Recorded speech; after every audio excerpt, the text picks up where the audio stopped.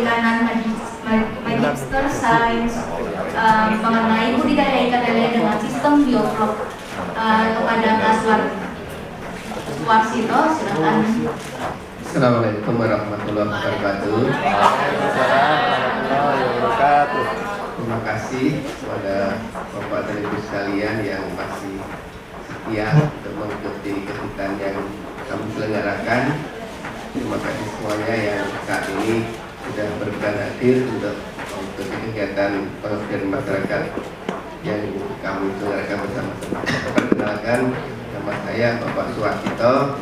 Saya dari program studi budidaya perikanan atau aquacultur.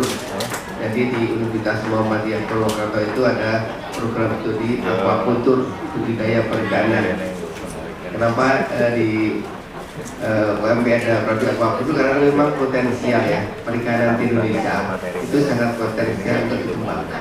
Indonesia mempunyai luas perairan yang tertinggi kedua setelah Kanada. Betapa potensialnya perikanan di Indonesia. Kalau tidak dimanfaatkan, tidak dikelola dengan baik, nanti banyak orang asing yang akan mengelola sumber daya perikanan Indonesia. Oleh karena itu, ini mungkin sebagai bahan pengetahuan Bapak sekalian, mudah-mudahan menjadi bekal kalau misalnya nanti sudah pulang ke tanah air, ingin berusaha di bidang perikanan, mengembangkan budaya perikanan, itu sangat mendukung sekali untuk pemanfaatan potensi perikanan di Indonesia. Indonesia sangat kaya air, sangat luas lahannya, jenis ikan yang banyak. Jadi kalau tidak dimanfaatkan dengan baik, nanti banyak tenaga-tenaga asing, investor asing yang datang ke Indonesia yang memanfaatkan sumber daya perikanan kita. Oleh karena itu, anak-anak kita, generasi yang akan datang harus mulai kembali ke kejayaan tanah air. Nenek moyang adalah pelaut, termasuk mengelola perikanan. Jangan sampai kita nanti menjadi penonton di negeri sendiri. Oke, Bapak-Ibu sekalian, ini untuk perkenalan saja. Mudah-mudahan generasi muda kita itu cinta juga ke perikanan. Karena apa? Perikanan merupakan salah satu potensi menjadi andalan sumber daya alam yang bisa menunjang perekonomian nasional. Sebagai gambaran, seandainya bangsa Indonesia itu bisa mengelola dari sektor perikanan saja, Indonesia itu tidak harus menghutang dari luar negeri, tapi cukup dengan mengelola perikanan bisa menghidupi perekonomian seluruh rakyat Indonesia. Oleh karena itu, sebagai warga negara kita patut untuk mempunyai tekad yang kuat mengembangkan perikanan di tanah air. Baiklah Bapak-Ibu sekalian, ini salah satu teknologi yang dikembangkan di Indonesia, bahkan di negara-negara maju seperti di Jepang, di Cina, di negara-negara yang mempunyai lahan yang sempit, mempunyai sumber daya air yang terbatas, tetapi mereka mengembangkan teknologi bioflok. Bioflok itu singkatan dari biofloculation. Bio itu kan makhluk hidup, floculation itu penggumpalan. Artinya pemeliharaan ikan itu nanti mengandalkan pakan yang berasal dari gumpalan-gumpalan yang berupa makhluk hidup di dalam air. Jadi akan menghemat pakan. Selama ini kalau kita memelihara ikan, membeli pakan harganya mahal. Ketika ikannya dijual, harganya nggak seberapa, untungnya sedikit. Tetapi kalau mengembangkan dengan sistem bioflok, nanti pakan bisa lebih irit. Terus kualitas daging ikan kami sudah membuktikan kualitas daging ikan yang dipelihara pada sistem bioflok itu lebih, warna tubuhnya lebih cerah, rasanya lebih gurih. Dari ini ada potensi untuk dikembangkan menjadi makanan olahan, ikan olahan. Yang sudah dirintis adalah membuat mangut dalam kaleng. Kalau selama ini kita mengenal ikan dalam kaleng itu sarden, ya, sarden yang berasal dari ikan-ikan laut. Tetapi sekarang di Yogyakarta itu sudah dikembangkan mangut yang memang berasal dari hasil budidaya ini, tapi bukan ikan lele yang dipelihara di kolam yang ya maaf ya biasanya kan banyak masyarakat yang memelihara ikan lele itu di tempat apa yang namanya WC atau apa itu ya, itu kan tidak higienis. Tetapi kalau dipelihara di kolam yang bioflok ini, mereka tuh bisa membayar lebih mahal. Misalnya kalau harga ikan lele umum itu harganya 20.000, tetapi kalau hasil dari budidaya bioflok itu bisa lebih mahal. Misalnya di Jawa itu harganya 25.000 per kilogram. Jadi harga jualnya lebih tinggi. Selanjutnya, kenapa sekarang budidaya ikan lele dalam menggunakan sistem bioflok ini mulai dikembangkan? Yang pertama, karena lahan semakin terbatas, apalagi di kota-kota besar. Sementara kebutuhan konsumsi protein dari ikan semakin banyak. Saya di sini mau makan ikan kemarin di warung makan Malang itu, ikan goreng aja 85. Dibandingkan di Jawa, di Purwokerto itu 15.000 dan pakai ikan goreng di sana di sini 150.000, 10 kali lipat. Tapi tanya lagi Bapak Ibu punya modal di sini kembangkan budidaya ikan, tapi langsung diolah menjadi mangkoknya diekspor ke Hongkong. Jadi ini ya lebih meningkat, dan ini suatu peluang yang sangat menjanjikan. Nanti bisa bekerjasama dengan Bapak-bapak dari Fakultas Ekonomi Bisnis, bagaimana memasarkan produk sampai luar negeri. Nanti hanya saja ke Pak GR4, ke Pak Penadi ya. Ini dari saya bagaimana aspek memproduksikannya, bagaimana memproduksikan yang berkualitas, higienis, murah biaya produksinya, dan nanti kualitasnya itu bisa diekspor. Karena kalau kita ingin berbisnis, terutama mengekspor produk-produk makanan, misalnya kan harus melalui beberapa syarat pengetat, misalnya tidak mengandung bakteri E. coli yang tinggi, tidak mengandung bahan-bahan kimia dan sebagainya. Jadi kami dari aspek produksi ingin membantu, misalnya kalau Bapak Ibu itu nanti kalau sudah kembali ke tanah air ingin berwirausaha, bisa mengembangkan sistem budidaya ikan lele bioflok.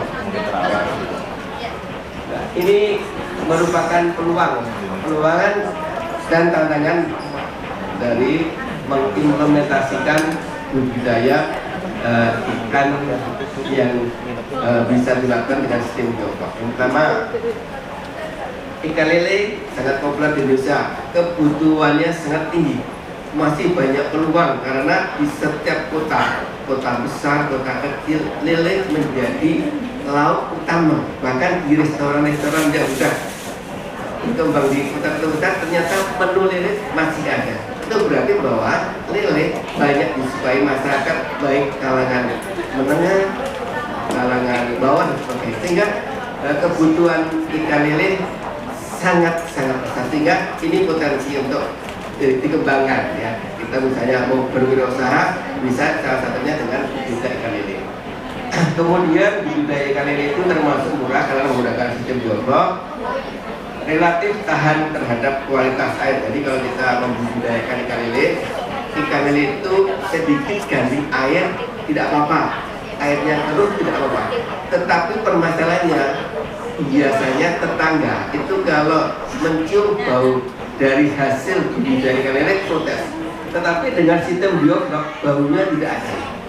Kami sudah mempraktikkan di kampus dengan sistem bioflok ini, bau dari hasil kolam budidaya ikan lele tidak. Sehingga beberapa binaan kami kan membina beberapa masyarakat itu kami lakukan di kota-kota yang ini kan, ada bukan di pedesaan tapi di perkotaan, di sela-sela perumahan gitu. Jadi kami usahakan untuk memanfaatkan lahan yang relatif sempit, nanti bisa digunakan untuk budidaya ikan lele sistem bioflok. Terus kemudian yang menjadi permasalahan selanjutnya ketika membudidayakan ikan adalah harga pakan. Pakan untuk ikan itu cenderung harganya selalu meningkat. Karena apa? Karena salah satu bahan pakan utama adalah tepung ikan.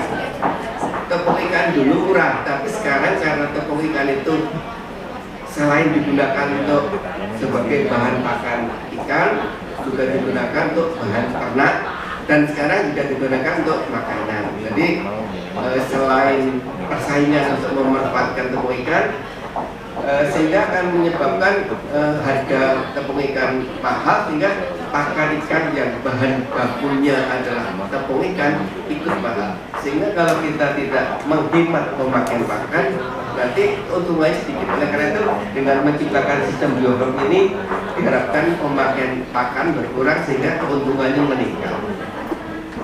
Terus ada juga beberapa peluang selain ikan lele, ada beberapa ikan yang bisa dibudidayakan dengan sistem bioflok, yaitu ikan patin dan ikan nila.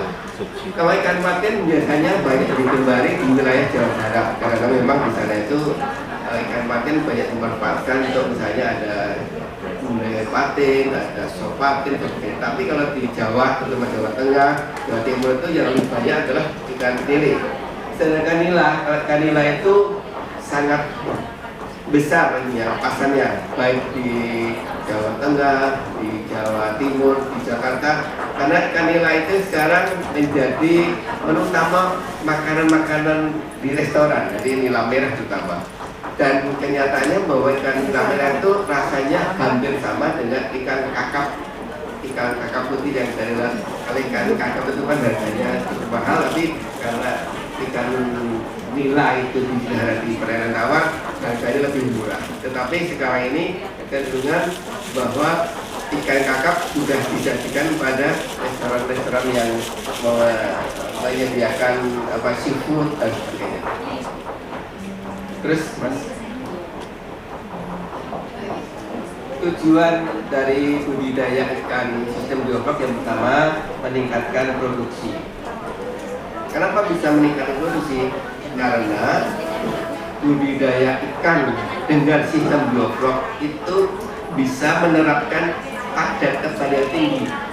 Kalau biasanya kita punya kolam ukuran 10 meter persegi, hanya kita tebari 1000, itu kan produksinya nggak banyak, satu kolam 10 meter persegi tapi hanya ditebari 1000, nanti produksinya paling hanya 500 kilo. Tetapi kalau sistem bioflok itu bisa 10 kali lipat. Jadi dengan ukuran misalnya 10 meter persegi bisa kita tebar ikan atau berikan 10.000, sehingga hasilnya bisa lebih banyak. Kemudian berbasis pada pakan buatan. Ini yang unik dari budidaya sistem bioflok. Bapak Ibu mungkin besok kalau kita memelihara ikan kan mengeluarkan feses, mengeluarkan kotoran. Kotorannya di mana? Di kolam itu sendiri ya. Nah, kotoran itu kalau dibiarkan saja membuat yang bau airnya nggak karuan, bau amonia. Makanya ketika menggunakan sistem biasa, budidaya ikan biasa, ya nggak sampai 2 bulan itu baunya sudah menyengat kemana-mana. Tetapi dengan menerapkan sistem bioflok ini, kotoran ikan yang membuat bau pada kolam ikan, kotoran ikan itu diolah kembali. Yang mengolah siapa? Yang mengolah adalah bakteri pengurai. Bakteri pengurai yang memang nanti ditebar ke kolam supaya apa? Bakteri itu bekerja mengurai kotoran-kotoran ikan menjadi makanan kembali. Jadi kotoran ikan oleh bakteri pengurai kemudian diolah. Kotoran ikan itu mengandung amonia, yang paling bau itu amonia. Amonia itu nanti akan diubah menjadi nitrogen. Nitrogen itu sebagai sumber protein. Ya, kalau di tanaman nitrogen itu ya sebagai sumber untuk pertumbuhan tanaman. Tetapi kalau di perikanan nitrogen itu sebagai sumber protein plankton. Plankton itu makanan ikan. Semakin banyak planktonnya, semakin banyak tersedia pakan alaminya.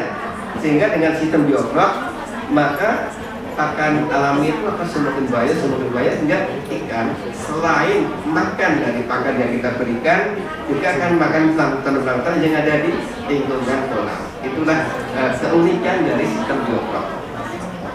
Ini sebagai gambaran bahwa kalau protein pakan ya, pakan yang kita berikan ke ikan itu kan mengandung protein. Baunya kan amis ya, harum lah kalau yang sering kita punya kolam, sering kasih makan ikan itu baunya itu bau khas, enak.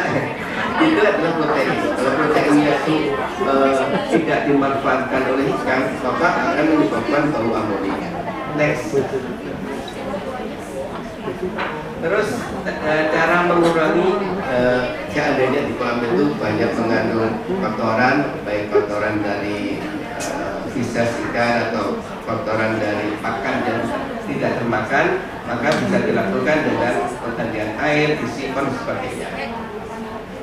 Terus ini sudah terus. Ini prinsip dari bioflok. Jadi ketika ikan mengeluarkan fishes atau kotoran dalam kolam, kotoran di dalam kolam itu akan diurai menjadi sumber nutrien. Sumber nutrien itu namanya nitrogen. Nitrogen itu nanti oleh bakteri, karena dalam sistem bioflok nanti kita akan menerapkan namanya penebaran bakteri pengurai. Jadi bakteri, mungkin Bapak Ibu mengenal bahwa bakteri itu biasanya bakteri penyakit ya, tapi ternyata bahwa bakteri itu ada bakteri penyakit, ada juga bakteri yang non penyakit atau justru bakteri pengurai, bakteri yang bermanfaat bagi kehidupan.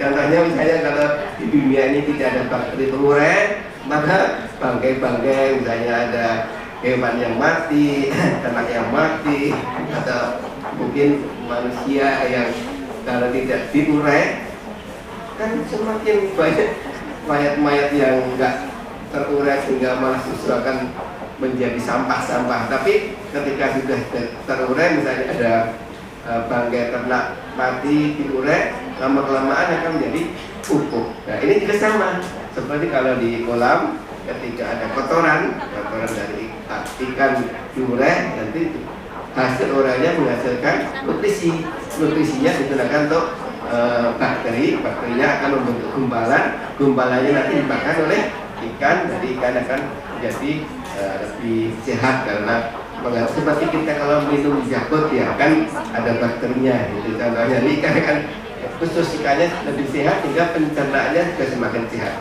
Next, ini beberapa cara ya. Ini cara nanti bisa Bapak Ibu bisa minta filenya ya. Cara persiapannya gampang. Misalnya kita punya kolam terpal misalnya.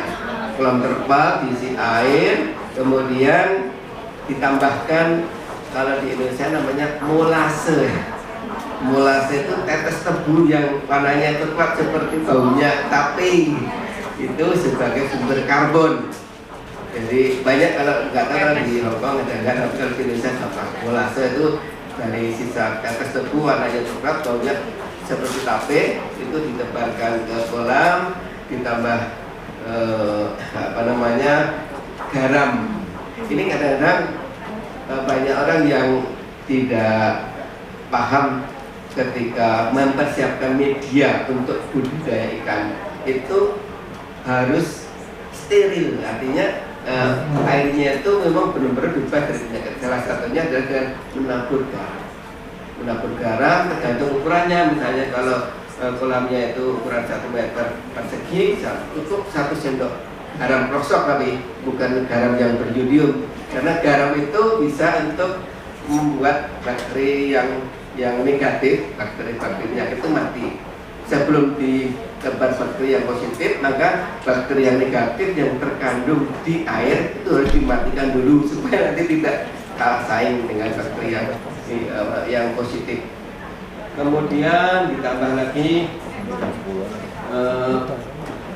probiotik itu bisa, kalau di Indonesia namanya efektif mikroorganisme. atau kalau di toko-toko pakan ternak itu kita beli namanya EM4, efektif mikroorganisme atau bakteri pengurang. Tujuannya supaya apa? Menambahkan bakteri positif yang ada di kolam. Ya, jadi kemudian masukkan kapur. Kalau kapur itu dari ilmu perikanan, kapur itu berguna untuk mempertahankan pH air. Air itu kan mempunyai pH. pH itu tingkat keasaman nih. Jadi kadang-kadang kita nggak tahu air kita itu tingkat keasamannya turun atau tingkat keasamannya naik, maka perlu ada penyeimbang namanya kapur. Kapur itu menyeimbangkan pH air atau tingkat keasaman air. Kemudian setelah itu dimasukkan bakteri pengurang, tunggu beberapa hari, kemudian setelah itu baru ditebar. Jadi sangat sederhana. Yang pertama mempersiapkan air, kemudian diberi desinfektan. Desinfektan itu kalau menggunakan itu klorin bahaya, tidak disarankan. Kenapa? Karena klorin itu nanti akan menyebabkan bakteri jadi kebal, bakteri penyakitnya jadi kebal, sehingga lebih baik menggunakan garam supaya nanti bakterinya itu tidak kebal. Karena kalau semakin banyak menggunakan obat-obatan kimia, akan muncul bakteri-bakteri yang semakin tahan terhadapnya. Garam kemudian dimasukkan dari molase, kemudian kapur, tunggu beberapa hari. Kalau warna airnya sudah mulai menghijau agak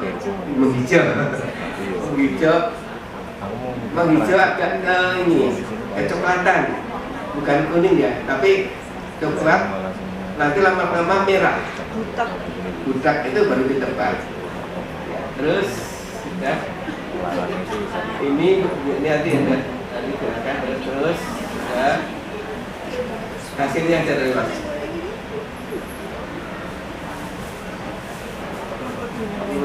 Nyampein materi karena dari Mas dan Mbak sudah memberikan waktunya. Nanti bisa kalau mau konsultasi Japri atau mau setelah ini bisa. Oke, siap.